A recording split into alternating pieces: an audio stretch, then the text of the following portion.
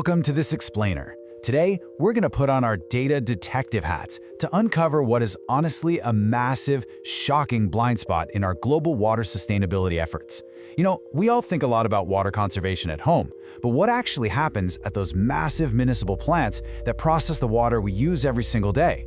Well, it turns out there's a fascinating secret hiding right there in the data, and we're going to break the whole thing down for you. So let's just dive right into this mystery with a pretty provocative question. When we think about green tech or optimizing resources, our minds usually go straight to things like solar panels, right? Or maybe electric cars. And in the world of water management, we have literally spent a fortune making sure the water we flush down our toilets is treated sustainably. But what about the water coming out of the tap? It's kind of incredibly ironic when you really stop and think about it.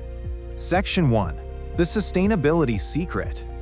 Okay, so to understand the clues here, we first need to meet the main character of our story, cleaner production.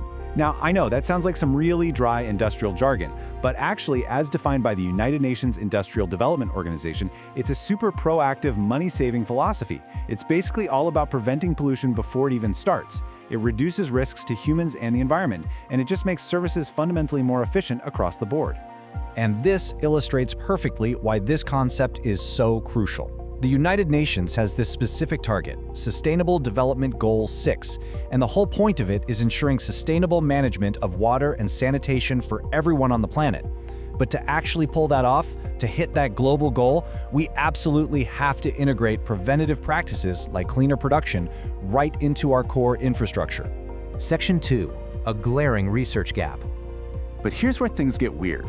When researchers mapped out the scientific data over a 20-year period to see how well we're actually applying this concept, they found a glaring hole. Just look at this. It's practically a smoking gun.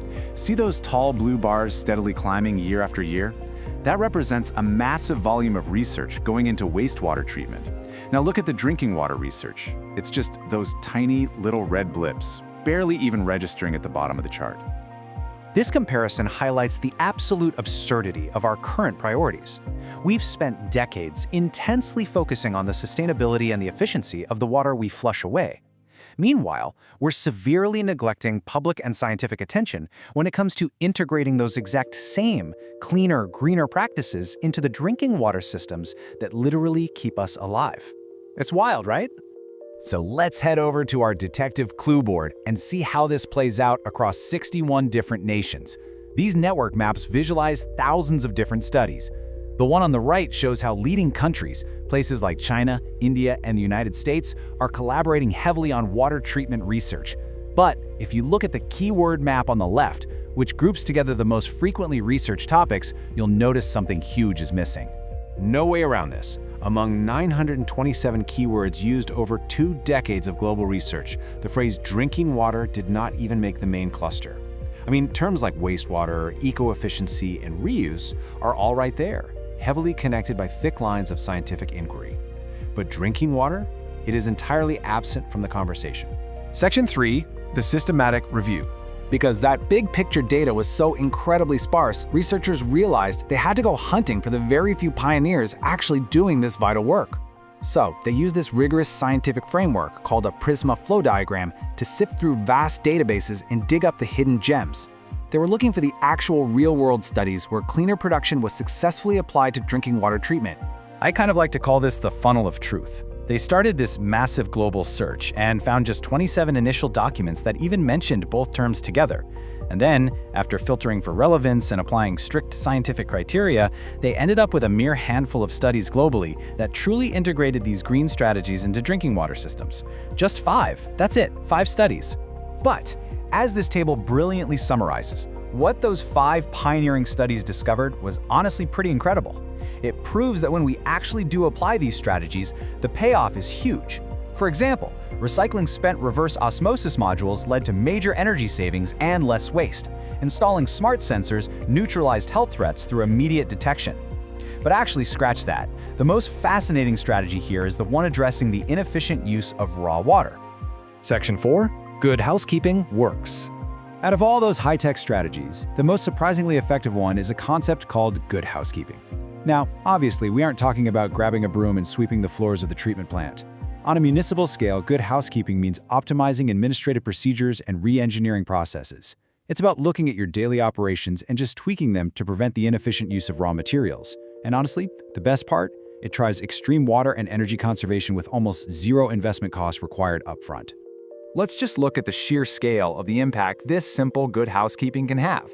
29,400. That is 29,400 cubic meters of water saved in a single year, found by one of those highlighted studies. And how did they do it? Just by intelligently optimizing their operational procedures and reducing how often they wash their filters. That's it. They didn't sacrifice a single drop of water quality, but they conserved a massive volume of water, basically for free. And hey, it's not just about saving water, right? It is fundamentally about saving money, which, as we know, is absolutely crucial for tight municipal budgets. $5,361. By simply re-evaluating their supply chain and swapping out a traditional chemical coagulant for a slightly more efficient one, a single treatment plant saved over $5,000 annually. And because it was just a direct substitution of an everyday input, the payback period was literally immediate. Plus, this new coagulant produced less toxic sludge, so it was a total environmental and economic triumph. Section 5. A sustainable water future. So what's the big takeaway from all this? What does this investigation into our global water treatment blind spot actually mean for us? Well, applying cleaner production to our drinking water infrastructure is just a total win-win for society.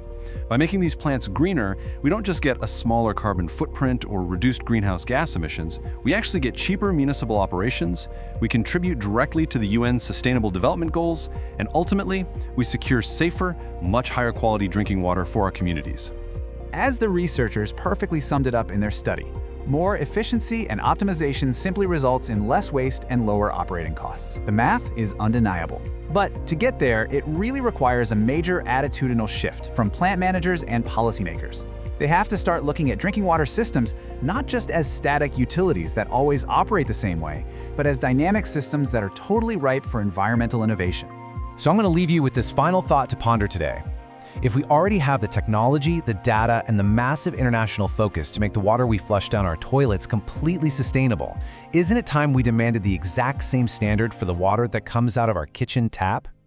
Thanks for joining me for this explainer, and as always, keep questioning the systems around you.